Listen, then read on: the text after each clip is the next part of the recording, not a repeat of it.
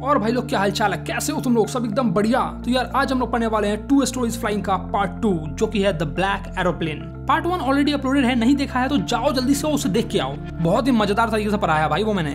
तो चलो आज की इस कहानी को भी शुरू करते हैं। ये कहानी एक पायलट की है जो फ्रांस से इंग्लैंड जाता है अपना इंग्लिश ब्रेकफास्ट करने, अंग्रेजी खाना खाने जाता है। पूर्व दिशा में चांद उदय हो रहा था और मेरे ऊपर साफ आसमान में तारे चमक रहे थे। आसमान में कोई भी बादल नहीं थे। मैं अपने पुराने डकोटा एरोप्लेन से फ्रांस से इंग्लैंड जा रहा था। मैं अपने घर जा रहा था। मैं सोते हुए प्रदेश के ऊपर आसमान में अकेला था और बहुत ही ज्यादा खुश था क्योंकि मैं अपनी छुट्टियों के बारे में सोच रहा था। अपने परिवार से मिलने की उत्सुकता से प्रतीक्षा कर रहा था।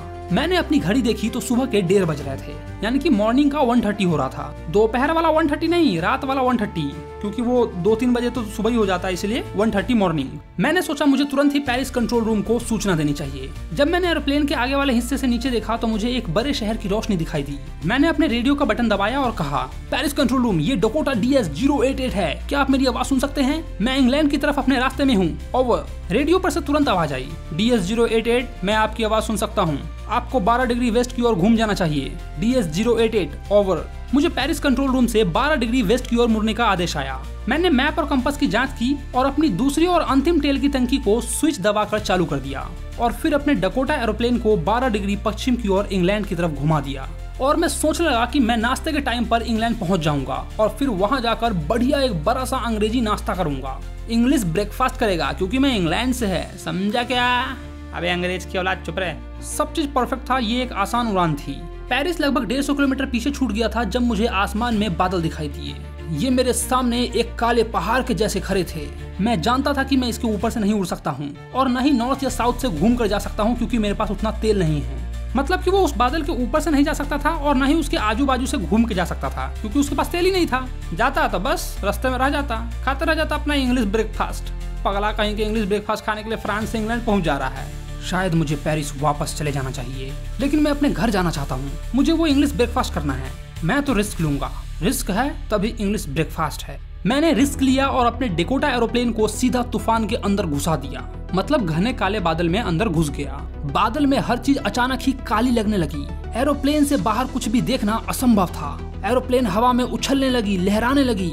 मैंने कंपास की तरफ देखा तो मुझे अपनी आंखों पर विश्वास ही नहीं हुआ। कंपास की सुई चारों तरफ घूम रही थी। इसने काम करना बंद कर दिया था। ये ठीक नहीं हो पा रही थी। बाकी दूसरे इंस्ट्रूमेंट्स भी अचानक ही रुक गए। मैंने रेडियो चलाकर देखा, Paris control room, Paris control room, क्या आप मेरी आवाज सुन सकते हैं? उधर से कोई भी जवाब नहीं आया। इसका मतलब था कि रेडियो ने भी काम करना बंद कर दिया था। अब ना तो मेरे पास कंपास है कि आगे का रास्ता देख सकूं और ना ही मेरे पास रेडियो है कि मैं पेरिस कंट्रोल रूम से बात कर सकूं। मैं इस घने काले बादल में फंस चुका था। और जा इंग्लिश ब्रेकफास्ट करे, फंसबना तक की। क्या बोल रहे थे? रिस्क है तो इंग्लिश ब्रेकफास्ट है। हमारे यहाँ बोलते हैं रिस्क है तो इश्क है। तभी उस घने काले बादल में मुझे मेरे सामने एक दूसरा एरोप्लेन दिखाई दिया। इसके विंग्स पर कोई भी लाइट नहीं थे, लेकिन मैं इस तूफान में भी उसे अपने पास उड़ता हुआ देख सकता था। मुझे पायलट का चेहरा दिखाई दिया। वो मेरी तरफ मुड़ा। एक दूसरे व्यक्ति को देखकर मुझे बहुत ज्यादा खुशी हुई। मेरे सांस में सांस आया। उसने एक हाथ उठाया और हिलाकर इशारा किया, हमारा पीछे आओ रे। मतलब वो कुछ ऐसा ही बोलना चाह रहा होगा कि मेरे पीछे आओ। वो जानता था कि मैं खो गया हूँ। वो मेरी सहायता करना चाह रहा था। उसने अपना एरोप्लेन धीरे से उत्तर की ओर घुमाया और मेरे डकोटा के आगे लेके आया ताकि मेरे लिए उसके पीछे जाना बिल्कुल आसान हो जाए। वो आगे आगे चलेगा और मैं पीछे पीछे चलूंगा। मैं एक आज्ञाकारी बच्चे की तरह उसके अजीब से एरोप्लेन के पीछे जाते हुए बहुत ही ज्यादा खुश था। आधे घंटे बाद भी वो ब्लैक एरोप्लेन मेरे सामने बादलों के बीच में था। अब मेरा पुराना डकोटा एरोप्लेन केवल 5 या 10 मिनट ही उड़ सकता था क्योंकि उसका फ्यूल समाप्त होने वाला था। मतलब 5 या 10 मिनट में उसका फ्यूल जो है वो खत्म हो जाता। मुझे फिर से डर लगने लगा कि अगर फ्यूल खत्म हो गया तो आज मेरे लेने के देने हो जाएंगे। लेकिन फिर वो ब्लैक एरोप्लेन नीचे की ओर उतरने लगा और मैं भी उसके पीछे पीछे तूफान में नीचे उतरने लगा। अचानक मैं बादलों से बाहर आ गया और मुझे मेरे सामने 2 लंबी स्ट्रेट लाइन दिखाई दी। ये तो रनवे था। मैं तो एयरपोर्ट पहुंच गया। मैं बच गया। मैं उस ब्लैक एरोप्लेन के पायलट को घूम कर देखने लगा, लेकिन आसमान पूरा खाली था। वहाँ पर कुछ भी नहीं था। वो ब्लैक एरोप्लेन जा चुका था। मुझे कहीं भी नहीं दिखा। मैं नीचे उतर गया और मुझे कोई अफसोस नहीं था जब मुझे कंट्रोल टावर के पास उस डकोटा एरोप्लेन को छोड़ के जाना पड़ा। मैंने कंट्रोल सेंटर में जाकर एक औरत से पूछा कि मैं कहाँ था और वो दूसरा एरोप्लेन कौन चला रहा था। मैं उसे थैंक्स कहना चाहता हूँ। उसने अजीब ढंग से मेरी ओर देखा और हंस दिया। एक्सक्यूज मी सर, आप क्या कहना चाहते हैं? दूसरा एरोप्लेन? इस तूफान में आज कोई भी एरोप्लेन्स नहीं उड़ रही हैं। केवल एक आपका ही था जो मुझे रडार में दिख रहा था।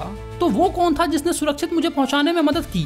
जबकि न तो मेरे पास कोई कैंपस था, न रेडियो था, और मेरी टंकी की आधी फ्यूल भी खत्म हो गई थी। उस अनजान ब्लैक एरोप्लेन का पायलट कौन था जो उस तूफान में बिना लाइट के उड़ रहा था? आखिरकार वो फरिश्ता था कौन? और यही सवाल पूछ के इस चैप्टर को यहाँ पर खत्म कर दिया गया है।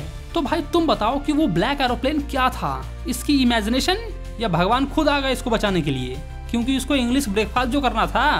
खैर कुछ भी हो, अगर तुमको इसका एमसीक्यू देना है तो वेबसाइट पे चले जाओ और एमसीक्यू दे लो। बाकी अगर वीडियो अच्छा लगा हो तो वीडियो को लाइक करो। अपने भाई के चैनल को अब तक सब्सक्राइब नहीं किया तो क्या कर रहे हो भाई लोग, चैनल को सब्सक्राइब मारो, फ्री का है। और वीडियो को ज्यादा से ज्यादा लोगों तक शेयर करो। चलो तो मैं मिलता हूँ तुमको नेक्स्ट वीडियो में। Bye bye.